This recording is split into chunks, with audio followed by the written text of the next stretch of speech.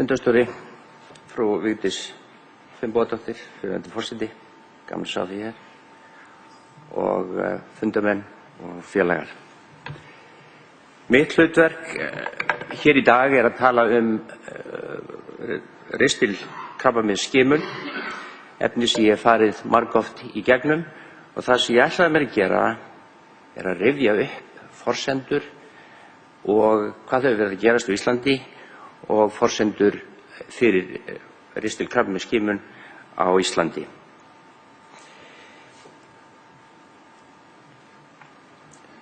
Mér langar að taka undir afmæliskveðju til Krabbameinsfélaganna, Krabbameinsfélags Reykjavíkur og Hafnarfjarðar, en á sama tíma langar mig að minnast á prófessor Níels Dungal, en það akkúrat 60 ár að þessi orð voru höfð eftir honum. Til þess að geta náð árangri í viðureigninu við þennan skæða óvin er fyrsta skilyrði að þekkja hann. Það má segja að þetta hafi verið megintónninn í okkar áróðri, þar að segja fræða fólk krabbamein og ristilkrabbamein á undanförnum árum.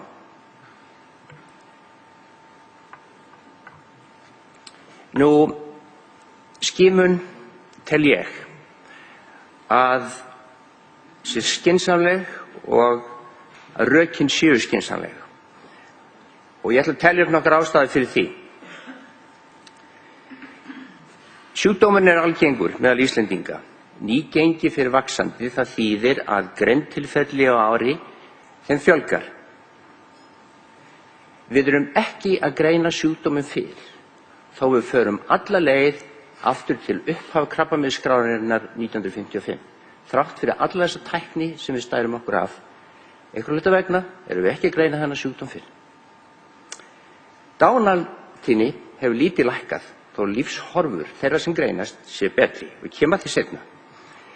Stóra rannsóknir, einhverjar stærstu rannsóknir varðandi skimun hafa sýnt að það er ávinningur. Menn geta svo deilt hversu mikill ávinningurinn er. Ég held að séu fáir sjúkdómar og fáar skimanir sem hafa farið í gegnum eins mikið hreinsunareld eins og skimun eftir ristilkrabbameini. Kostnaður er mikill og hann fer gríðarlega vaxandi. Og friðbjörn fer í það. Og við höfum mjög miklar áhyggjur af því sem stöndum í framvarðarsveit í heilbrigðismálum. Vegna þess að þetta er að verða eitt okkar stærsta vandamál, það er lyfjakostnaður. Við höfum líka nýjar og betri greiningaraðferðir. Og það er næstu því á hverjum einasta degi sem við sjáum nýjar rannsóknaraðferðir sem eru að koma inn. Svo skimun er efst og fremst á vörum fólks.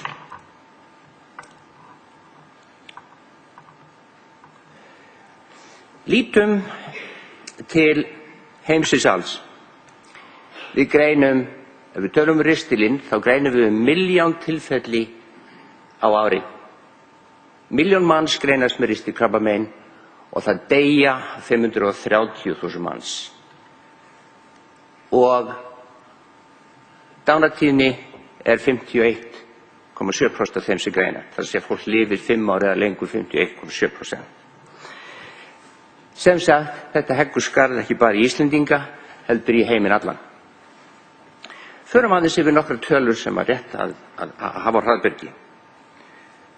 Það er til dæmis að þetta er 2. til 3. algengasta krabbamein meðal karla og kvenna á Íslandi. Þetta er eina af algengustu dánarorsökum af völdum krabbameina og ég sagði áðan að nýgengi fer vaxandi og dauðsföllum fer lítið fækkandi. Við greinum 130 til 135 tilfelli eða einstaklinga á ári og 50 til 55 Íslendingar falla fyrir þessum sjúkdómi árlega. En hverjir eru það sem fá þetta krabbamein? Og er það áhættuhópar? Er það eitthvað sem við getum bent á að er klárt og hreint?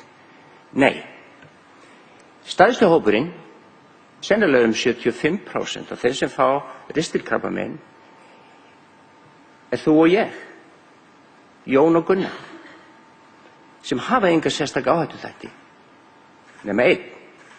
Hann er að vera komin yfir 50. Og hérna sjáum við þetta mjög vel útsett. Og þetta eru svo aftur þessir áhættuhópar sem að við vitum svo sem hvað við eigum að gera við og hvernig við eigum að fylgja eftir, en það er ekki áhersluatriði hjá okkur núna. Aðeins til þess að sýna ykkur hvernig nýgengi eða greind tilfelli hafa vaxið allarleið götu frá 1951. Og við sjáum hér til 2005. Sjáum að karlar eru bláir, karlar eru alltaf bláir, ég veit ekki út af hverju það er, en þeir eru þannig samt, og konur rauðar gjarnan í svona ritum. Þið sjáið að nýgengi fer vaxandi og þetta er bara staðfest það sem ég sagði áðan. Hins vegar dánartíðnin, hún er nokkuð flöt kurva og þetta staðfesti líka það sem ég sagði áðan, að dauðsföllum af þessu krabbameina fyrir lítið fækkandi. En það sem er svo heillandi við þennan sjúkdóm, ef maður getur sagt svo, er að þetta er sjúkdómi sem hægt er að fyrirbyggja. Andstæðan í þessu er hins vegar svo að við köllum þetta gjarnan hinn þögla morðingja. Og það eru fá krabbamein sem hægt er að fyrirbyggja. Við tölum sjúkdóm, en í þessu tilfelli erum við að tala krabbamein. Og það má lækna á forstigi. Við vitum að forstigið er ristilsepi og með því að nema það á brott, finna það, nema það á brott sem við getum gert með nýjustu tækni, getum við forðað krabbamein í ristli. Og þetta er einhver best varðveitta leyndarmál held ég læknisfræðinnar. 25, það sé fjórðungur af fólki sem er yfir 50 hefur þetta forstig. Það er ekki nema lítið brot af þeim sem verða illkynja og það tekur langan tíma. Sem þýðir að við höfum mjög langan tíma til þess að greina þennan sjúkdóm. En við erum flest án einkenna. Og það verður fólk að skilja. Og það erum við að reyna að koma inn.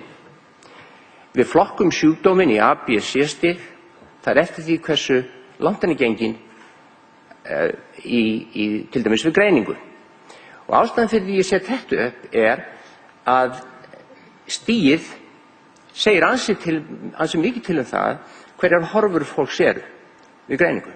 Við viljum auðvitað greina þetta á stigi A eða B vegna þess að þá eru horfur fólks, lífshorfur fólks langt bestar eða lífslíkur.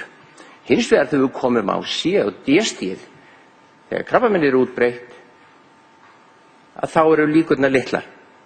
Og þá þurfum við að fara að eyða miklum peningum í rannsóknir og lyfjameðferð. Og ég myndist á það líka áðan, nú vitið þið hvað A og B stig er og C og D stig. A og B er gott, C og D er vont, ef maður getur sagt sem svo. Og sjáu að rauðalínan er C og D, rauðalínan er A og B og gulalínan er C og D. Og við förum alveg tilbaka þegar krabbameinsskráin var að hefja sína skráningu og þið sjáið að við erum ennþá að greina sjúkdómunu seint. Við viljum auðvitað sjá A og B greind í miklu fleiri tilfellum. Góðu stigin.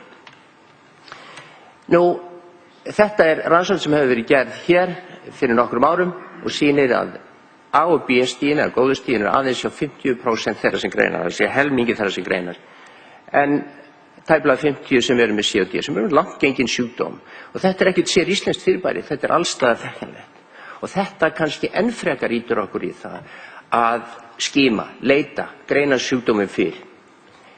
Lífslíkur hafa hins vegar aukist, vaxið, 5 ára lífslíkur og ég ætla ekki að eyða tíma í það. Hvernig erum við í samanburði við önnur lönd varðandi lífslíkur og horfur eftir greiningu? Sjáu, Ísland hér er 52%, það er 52%, það er helmingslíkur að lifa 5 ár ef maður greinir fyrir ristilkrabbamein. Við tökum alla þessa 134 eða 5 sem greinast árið. Og þið sjáu að þetta er nokkuð jöfn dreifing víða. Ástandið einna verst í Austantjaldslöndunum en yfirleitt í Evrópu þetta 50%. Svo það ekkert skrítið að önnur lönd hafi farið í skimun með skipulögðum og óskipulögðum hætti vegna þess að greinist viðkomandi með sjúkdóminn lífslíkur ekki góðar. Við höfum borið þetta saman í 2 rannsóknum, stórum rannsóknum sem hafa verið gerðar á Íslandi, sem byggja á gögnum frá meinafræðideild Háskóla Íslands og náttúrulega krabbameinsskránni og lítið á þessi tímabil. Þið sjáið að A-stigið, það ekkert, við erum ekkert að greina þó oftar. Við erum ekkert að greina þó oftar eins og ég sagði áðan. Og hins vegar minntist ég á þessar stóru rannsóknir áðan. Þær myndu hins vegar og hafa sýnt að út úr þeim rannsóknum kemur að það hægt að færa góðastig yfir í 70% og verðustigin aftur líða fyrir það. Og þetta ein af forsendunum kannski fyrir því að við viljum ýta skimun áfram. Nú, lítum aðeins á hvað við gerst hér. Við höfum ekki setið auðum höndum. Það alveg á hreinu. Og 1982 var gerð skýrsla til Krabbameinsfélags Íslands og Tómas Árni Jónasson kom að þeirri skýrslugerð skimun við ristilkrabbameini. 1986-88 var Oddfellow-reglan sem gaf 3 milljónir á þeim tíma, stórpenningur til þess að við getum farið í forskimun. Og gerðum það. Og þá var brjóstaleitin að byrja og eins og í Finnlandi var ristilskimunin lögð til hliðar og brjóstaskimunin hélt áfram. Klínískar leiðbeiningar komu frá landlækni 2001. Þingsályktunartillaga sem að Árni Ragnar Árnason heitinn, alþingismaður, lagði fram 2002. Við fórum í heljarmikið vitundarvakningarátak sem var kostað algjörlega einkaaðilum. Gríðarlega áhrifamikið og skilaði miklu. Við gerðum kostnaðarvirknigreiningu á Háskóla Íslands þar sem var sýnt fram á mjög góða kostnaðarvirkni í skimun við ristilkrabbameini. Tillögur til ráðherra kom aftur forvarnar og leit 2004 en í mars 2007 samþykkti Alþingi Íslendinga að vísa því til heilbrigðisráðherra að hefja að undirbúa skimun gegn ristilkrabbameini. Nú síðan minntist ráðuneytisstjóri á ráðgjafahópinn í nóvember 2008 og svo stöndum við hér í dag og ræðum skimun. Langt ferli. Þingsályktunartillögin hljóðaði einhvern veginn svona, ég ætla nú ekki að lesa hann upp, en þetta var sem sagt 17. mars 2007 sem að Alþingi Íslendinga samþykkti þessa tillögu. Nú síðan hafa náttúrulega pólitísku flokkarnir barið bumbur, svona að hátíðlegt tækifæri eins og gjarnan gerist. Þetta ein ályktunin. Það gerðist nú ekkert hjá þessum. En nú skulum við spyrja ykkur hvers vegna skimun við ristilkrabbameini. Þetta spurning sem að heilbrigðisstarfsmenn spyrja sig enn og aftur víð heim, en vitum við allt sem þarf. Við höfum ákveðnar staðreyndir sem að ég búin að fara í gegnum, en það sem fólk verður að gera sig grein fyrir það að einkennin eru oftast lítil eða engin, þó svo að sjúkdómurinn sé farin að grafa sig. Margir greinast og allt of margir greinast og seint. Og við erum sammála það að margir deyja úr sjúkdómnum. Við erum búin að fara í gegnum þessa þætti, hvað myndi mæla með skimun. Það til dæmis algengi sjúkdómsins og stóra rannsóknir styðja auðvitað ákveðin þátt í þessu og þetta eru kannski aðalmennirnir sem að við byggjum okkar upplýsingar á. Það Kronborg, Dani og Ameríkumaður, Mander og Harkastil og þeir eru höfundur af þessum stóru rannsóknum sem ég minntist á áðan og sýndu fram á lækkun í dánartíðni með skimun 15, 18, 33 og allt upp í 40%.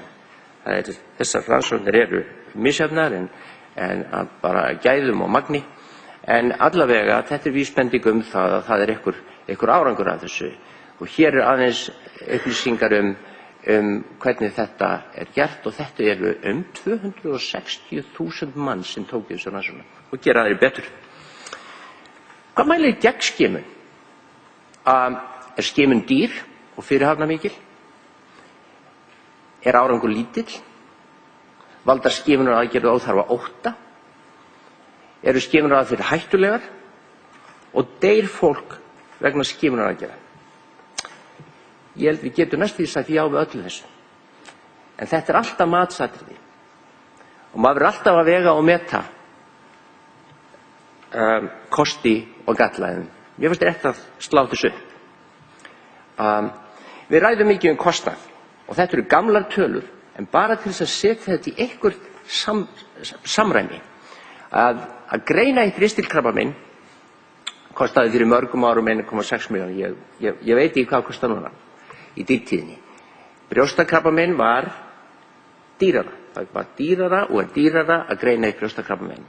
Hjartaáfall þótti líka dýrara. En sjáðu bílbelti og loftpúða sem okkur finnst bara alveg sjálfsagður hlutur og allir setja á sig og allir hafi í bílunum sínum. Við erum ekki eins og spurðum það bara kemur með pakkan. En það er gríðarlegur kostnaður sem liggur í því. En við gerum okkur ekki alveg grein fyrir þessu.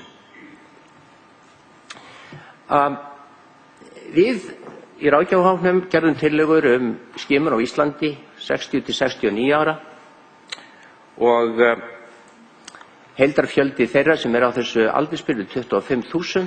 Það var meiningin að gera blóðskimun eða athuga blóð í hægðum og síðan að gera ristuspeglun hjá þeim sem hefðu blóð. Það var 8% af þessum 12.000, það er að segja 700 manns sem væntanlega kæmu í ristilspeglun á ári. Litlar tölur með við það sem við erum að gera. Við erum sennilega að gera 4.500 ristilspeglanir núna í dag. Kostnaður við þetta var 60 milljónir króna sem félli á ríkissjóð. Þetta voru okkar tillögur í ráðgjafarhópnum.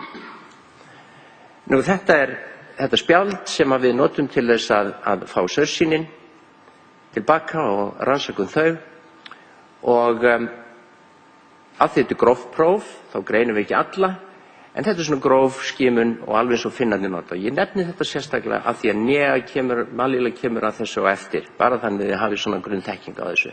Og þeir sem hafa blóð í hægðum fari ristilspeglun síðan.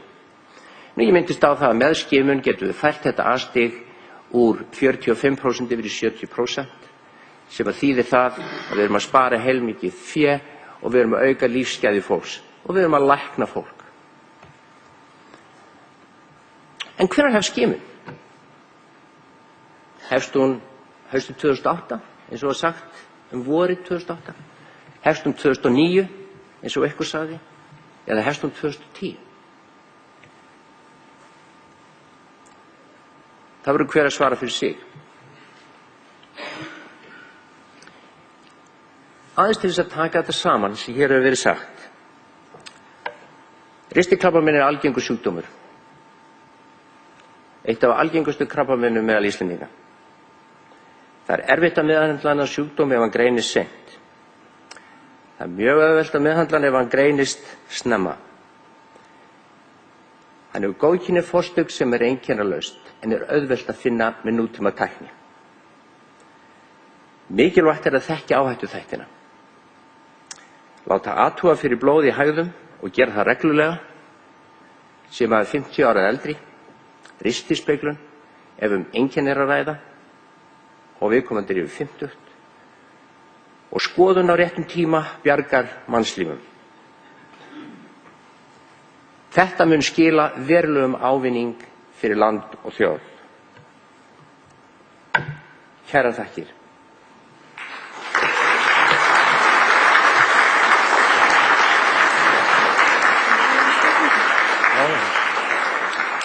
Takk kærlega Ásgeir fyrir góðan fyrirlestur. Er einhverjar spurningar til Ásgeirs núna?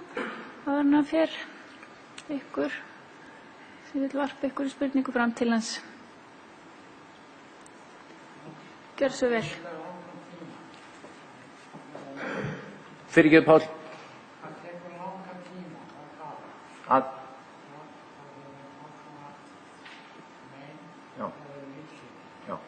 Forstig, það er að segja ristilsepin, það tekur 7 til 24 ár frá því að myndast að verða illkynja, að meðaltali 10 ár. Það var ein spurning, gjör svo vel. Ásgeir, þú minnst ekki á mataræði eða forvarnir, forvarnir áður en skilja það. En verulega hluti þessar krabbameina það lækkar til verulega með forvörnum með lífstíl og mataræði. Getur þú sagt okkur upp það? Og ef það í þessu samtökum líka, hver ástæðan, vitið nokkuð ástæðan fyrir því að þessi krabbamein og þar með líka brjóstakrabbamein og blöðruhálskirtilskrabbamein svona algengt á Íslandi? Nei, við vitum ekki hver ástæðan fyrir því. Við vitum að þetta ekkert einstakt fyrir Ísland. Ristikrabbamein aukast alls staðar í Vestur-Evrópu og brjóstakrabbamein algeng víðar. Ég efast þessa áherslu á lífstílinn og fæðuna. Ég tel að það sé mjög mikilvægt, en ég held að allir þessi sjúkdómar séu miklu flóknari en það að það sé hægt að lækka eða dánartíðni verulega. Ég held að sé hægt að hafa áhrif á það og góður lífstíll er nauðsynlegur, ekki bara fyrir krabbamein heldur og líka hjarta- og æðasjúkdóma til dæmis. Svo lífstíll og ráðleggingar það er gott og við þekkjum hvernig við getum hugsað að dregið úr áhættunni. En ég held að það sé gert svolítið mikið úr því, en það er rétt, ég minntist ekki á það, þetta eru þessar svokölluðu fyrsta stigs forvarnir, en í dag ætlum við fyrst og fremst að tala annars stigs forvarnir. Ein spurning enn. Ódýr. Ætli hún kosti ekki 25.000–6.000 krónur. Allt verðskyn náttúrulega fyrir bí á þessum tímum. En þetta er ekki dýr rannsókn. Takk hérlega.